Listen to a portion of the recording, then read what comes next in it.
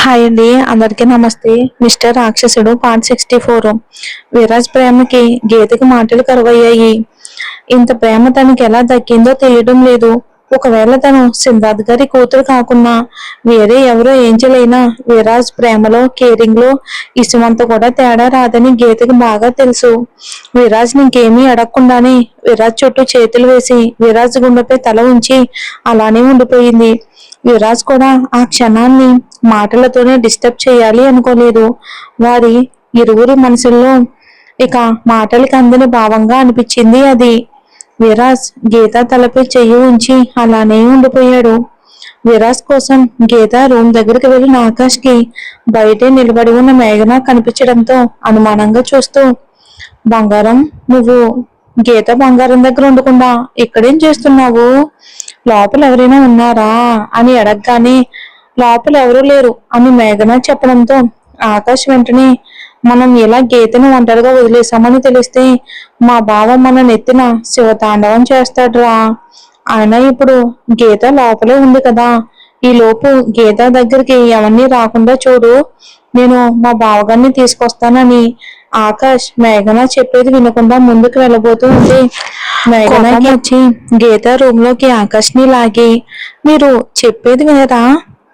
గీత విరాజ్ అనే దగ్గరికే వెళ్ళింది అని అనగానే ఆకాష్ పిచ్చి చూపులు చూస్తూ అవునా అని నార్మల్ గా, మళ్ళీ వెంటనే అమ్మయ్య, లేకపోతే రోజు బావ చెప్పినట్టు చేయకపోతే మేఘన చేతిలో అయిపోయేవాడిని అని అనుకుని తననే చూస్తున్న మేఘనాని చెయ్యి పట్టికి లాగగానే తన ఒళ్ళో పడడంతో అలానే పట్టుకుని రొమాంటిక్ గా చూస్తూ, బంగారం, నైట్ ఇక్కడికి రావాలని హడావుడి పడుతూ నన్ను దూరం పెట్టేశావు, కనీసం ఇప్పుడైనా కోఆపరేట్ చేయొచ్చుగా అంటూ అందంగా రెడీ అయిన మేఘనాన్ని తడుముతూ చెప్పగానే మేఘన ఆకాష్ చేతులకి వశం తప్పుతుని మళ్ళీ తను ఎక్కడుందో గుర్తు చేసుకుని వెంటనే ఆకాష్ మీద నుండి లేచి, మీకు అసలు కొంచెం కూడా సిగ్గులేదక్కి, గీత కోసం ఎవరు ఎప్పుడు వస్తారో నేను టెన్షన్ తో ఉంటే మీకు ఇప్పుడు రొమాన్స్ కావాల్సి వచ్చిందా అని చిరుకోపంగా చెప్పి గీత కోసం విరాజ్ రూమ్ దగ్గరికి వెళ్ళిపోయింది.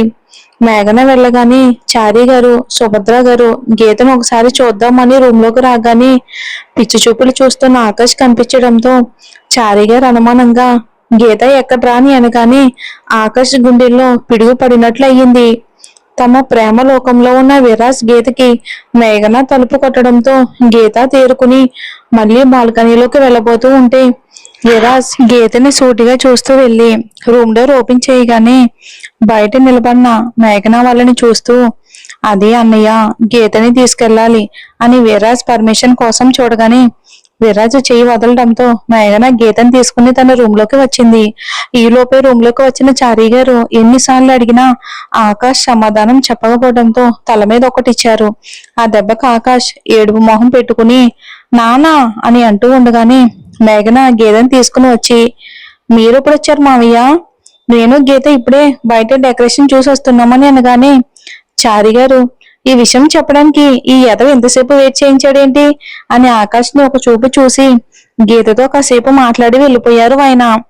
ఎంగేజ్మెంట్ టైం అవటంతో ఆకాష్ విరాజ్ ని తీసుకుని స్టేజ్ మీదకి వెళ్ళిపోయాడు. ఆకాష్ తో ఉన్న విరాజ్ ని చూస్తూ ఉంటే ఇంత మోస్ట్ హ్యాండ్సమ్ హాట్ గై ని పెళ్లి చేసుకునేది ఎవరా అని ఇక అందరూ ఈగలుగా వెయిట్ చేస్తూ ఉన్నారు.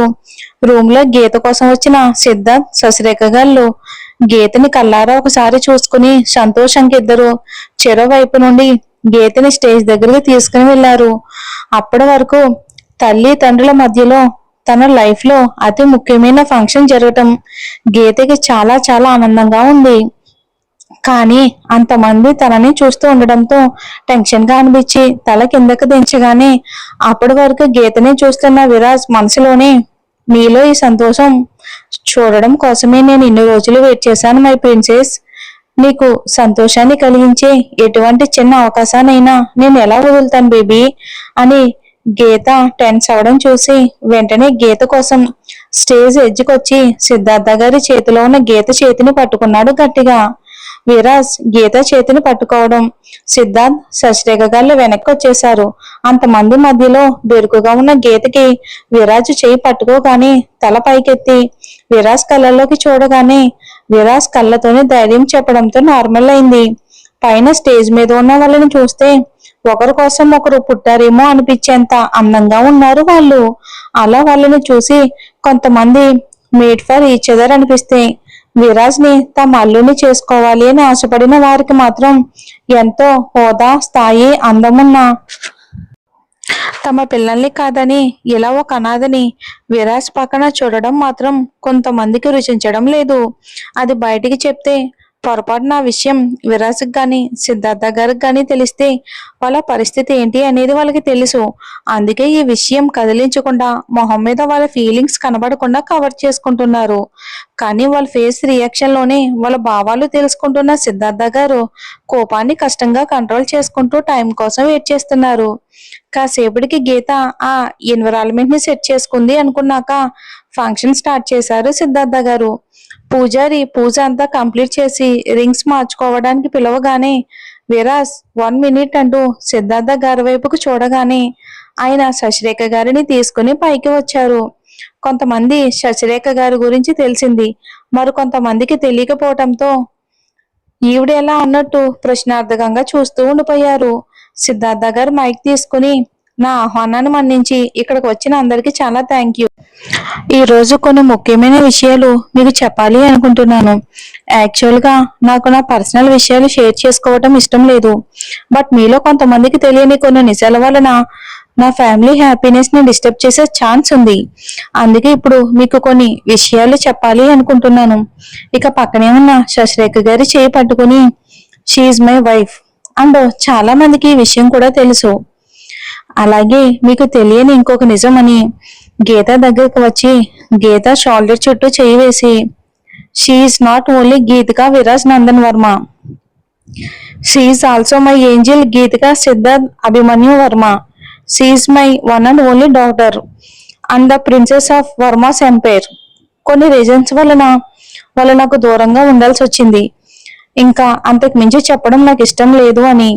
బట్ దీన్ని ఎంత తొందరగా యాక్సెప్ట్ చేస్తే అందరికీ అంత మంచిది అని నవ్వుతూనే కళ్ళతో సీరియస్ గా చూస్తూ చెప్పడంతో అది అందరికీ నా ఫ్యామిలీ మ్యాటర్స్ లో ఎవరు ఇన్వాల్వ్ అవ్వద్దు అని చెప్పే హెచ్చరికలా అనిపించడంతో అందరూ మళ్ళీ గీత గురించి వేరేలా ఆలోచించే సాహసం చేయలేకపోయారు. మళ్ళీ గీత కూడా ఇదంతా ఎక్స్పెక్ట్ చేయకపోవడంతో ఆనందంగా అనిపించి పక్కనే ఉన్న సిద్ధార్థ గారిని గట్టిగా ప్రేమగా హక్ చేసుకుంది.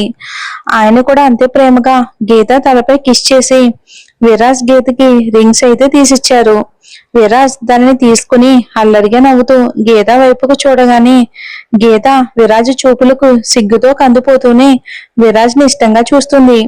మొదట విరాజ్ గీతకి ప్రేమగా రింగ్ పెట్టి ఆ చేతిని అలానే పట్టుకుని హ్యాండ్ ని కిస్ చేశాడు.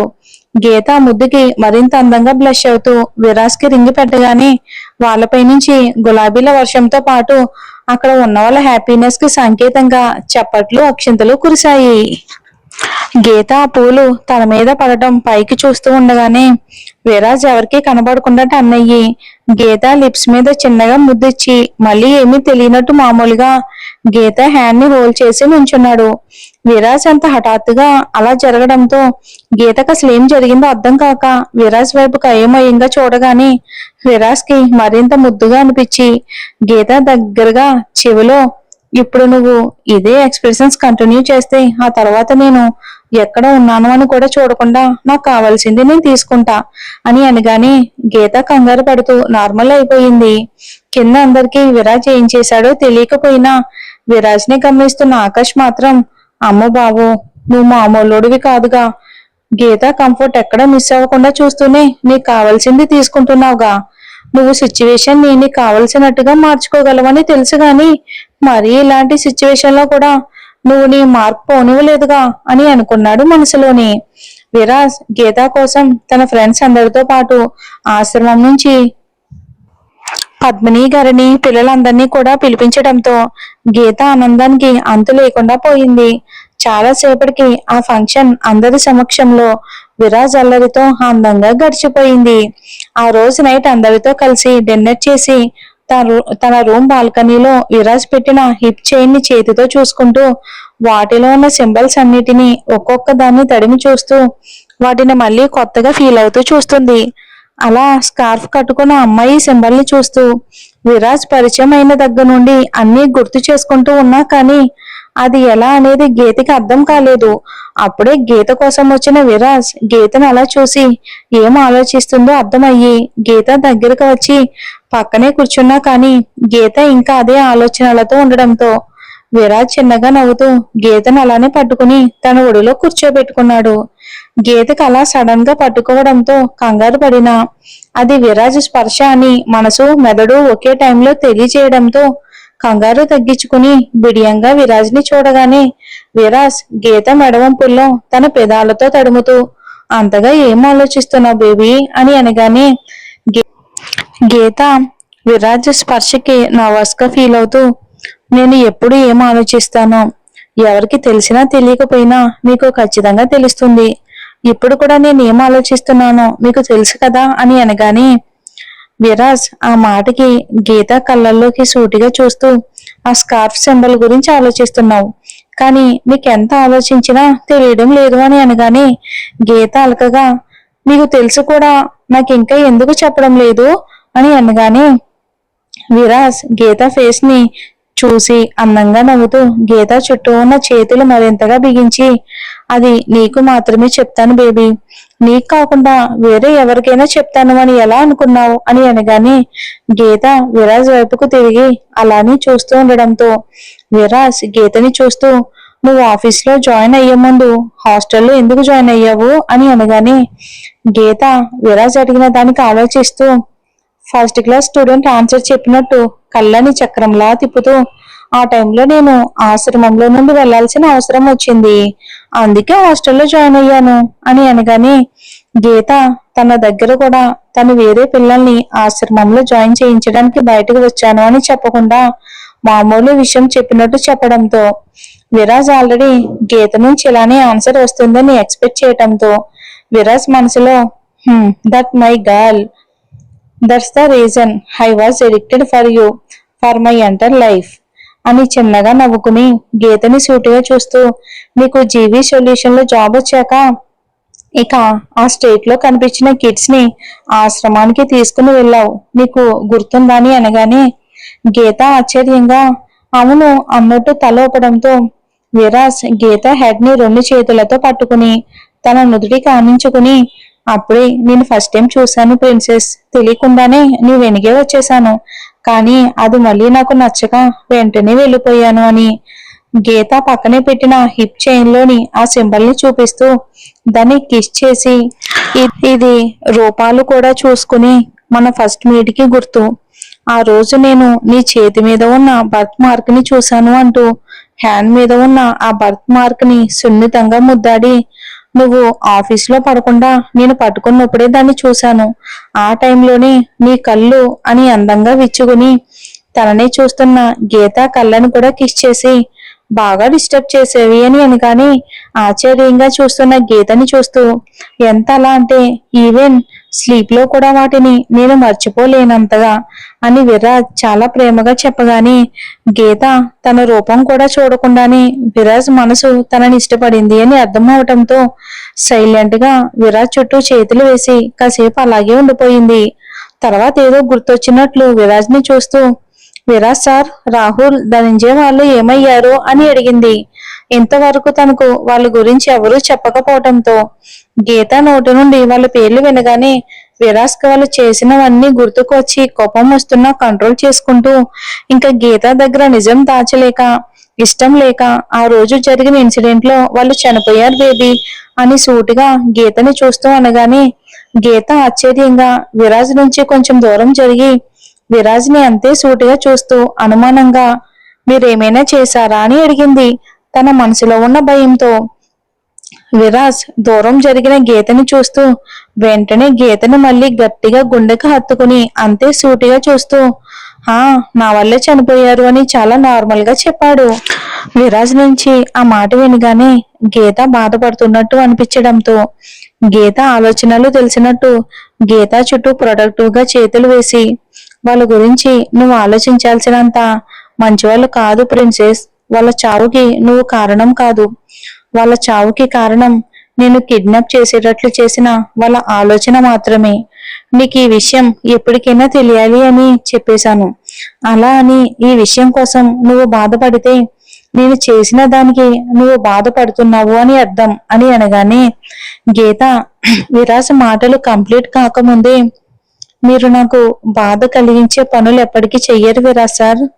నాకే అనిపించింది నా వల్లే వాళ్ళు చనిపోయారేమోనని. కానీ నాకు మీరు చెప్పాక కూడా ఇంకెందుకు బాధపడతానో చెప్పండి అని అనగానే అలానే ఉండిపోయింది.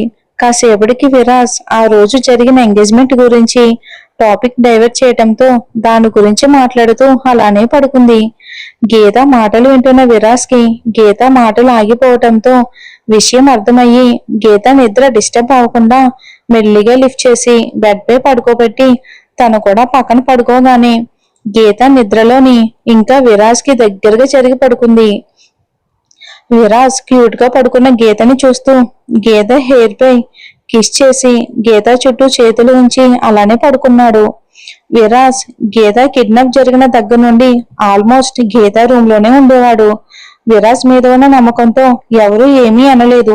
కానీ జానకి గారు మాత్రం పెళ్లి కాకుండా ఇలా ఒకే దగ్గర పడుకోకూడదు అని విరాజ్ కి నచ్చ చెప్పాలని చూడడంతో విరాజ్ తను ఎప్పటికీ నా వైఫే, marriage is just process to me, తన దగ్గర ఎవరున్నా నేను తనతో ఉంటేనే నేను ప్రశాంతంగా ఉంటాను, ఇంకెవరు చెప్పినా నేను వినను అన్న లిమిట్స్ నాకు తెలుసు అని సూటిగా నిర్మోహమాటంగా చెప్పడంతో ఇంక విరాజ్ ఒకసారి ఫిక్స్ అయ్యాక ఎవరు చెప్పినా వినడు అని అందరూ చేసేదేమీ లేక సైలెంట్ అయిపోయారు. కానీ మనసులో ఎప్పటికప్పుడు కొత్త కోణంలో గీత మీద విరాజ్ చూపిస్తున్న ప్రేమను చూసి ఆశ్చర్యపోతూనే ఉన్నారు అందరూ. ఇంకా అలా రోజులు కూడా వేగంగా గడిచిపోవటంతో విరాజ్ గీతల పెళ్లి పనులు కూడా మొదలైపోయాయి. ఈ గ్యాప్ లో సిద్ధార్థ గారు శశిరేఖ గారి ఊర్లో ఉన్న ఆస్తిని లీగల్ గా హ్యాండ్ ఓవర్ చేసుకుని గీతని దగ్గరికి తీసుకుని కేవలం తన పేరు మీద ఉన్న ఆస్తి గురించి మాత్రమే చెప్పారు. గీత అది విని వెంటనే ఆయన చెయ్యి పట్టుకుని నానా నాకు ఇప్పుడు చాలా ఆస్తి ఉంది అని తన చుట్టూ ఉన్న అందరినీ చూపించి ఆ ఆస్తి డాక్యుమెంట్ చూస్తూ నాకు ఇప్పుడు ఇలాంటి ఆస్తి అవసరం లేదు, నా లైఫ్ లో ఒక అంబిషన్ ఉండేది నాన్న, చిన్నప్పటి నుంచి ఆశ్రమం కోసం పద్మమ్మ కష్టం చూసి నేను ఎలాగైనా తనకి హెల్ప్ చేయాలి అని అనుకున్నాను. ఇప్పుడు ఆ ఆశ్రమానికి మన సహాయం కూడా అందుతుంది అని విరాజ్ వైపుకి చూసి కాబట్టి ఇప్పుడు దీన్ని మొత్తం ఫండ్స్ లేక ఇబ్బంది పడే ఆశ్రమాలకు డొనేట్ చేద్దాం నాన్న అని అనగానే సిద్ధార్థ గారికి కూడా అదే మంచిది అనిపించి ఆ ఏర్పాట్లో ఉండిపోయారు గీత చెప్పినట్లు. మరి ఏం జరుగుతుందో వచ్చే ఎపిసోడ్ లో చూద్దాం.